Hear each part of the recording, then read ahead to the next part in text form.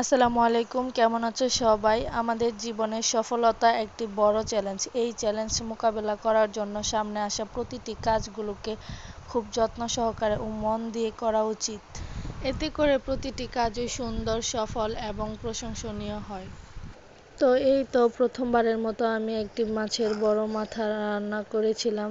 তো তোমাদের সাথে আমি সেটাই শেয়ার করছি। প্রথমে আমি মাছটিকে ভালোভাবে ধুয়ে নিয়েছি, তারপর একটু গরম পানি দিয়ে ধুয়েছি। এরপর হলুদ, মরিচ, ধনিয়ার গুঁড়া এবং পরিমাণ মতো লবণ দিয়ে মাছের মাথাটিকে ভালোভাবে মাখিয়ে নিয়েছি। তারপর একটি বড় কড়াই বসিয়ে দিয়েছি, তেল দিয়ে গরম করে মাছের মাথাটিকে ভালোভাবে ভেজে নেব এপাশ ওপাশ করে। খুব ভালোভাবে একদম কড়া করে মাছের মাথাটিকে ভেজে নিব। এটা রান্নার সময় আমি একটু কনফিউশনে ছিলাম, আল্লাহ কেমন জানি হয়, ভালো হবে কি না। তো সাহস করে রান্না করেই ফেলেছি। আলহামদুলিল্লাহ অনেক ভালো হয়েছিল।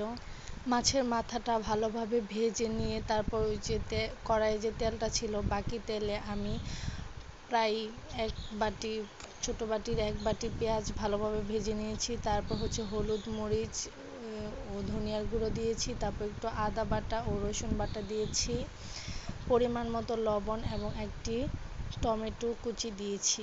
দিয়ে তারপর মশলাটিকে ভালোভাবে কষিয়ে নিয়েছি। তারপর মাছের মাথাটা দিয়ে দিয়েছি এবং নিচ থেকে যে মশলাগুলো মাছের মাথার ভিতরে দিচ্ছিলাম উপর থেকে, নিচ থেকে উপরে। তারপর একটু পানি দিয়েছি হালকা সামান্য। এবার পানিটা মানে ঝোলটা একটু ঘন হয়ে গাঢ় হয়ে গেলেই আমাদের মাছের মাথা ভুনা রান্না করা হয়ে যাবে। তো আমি যেভাবে কিছুক্ষণ প্রায় 10-15 মিনিটের মতো রান্না করে নিয়েছি। এই তো আমার মাছের মাথা রান্না করা হয়ে গেছে। তো দেখতেই পাচ্ছেন মাটির চুলায় রান্না করেছি। এখানে চুলা বন্ধ করার কোনো অপশন নেই, চুলা থেকে নামিয়ে নিয়েছি। এই তো পরিবেশন করেছি, খুব ভালো হয়েছিল, সবাই খুব প্রশংসা করেছে। আলহামদুলিল্লাহ অনেক মজা হয়েছিল। আপনারাও বাসায় ট্রাই করতে পারেন।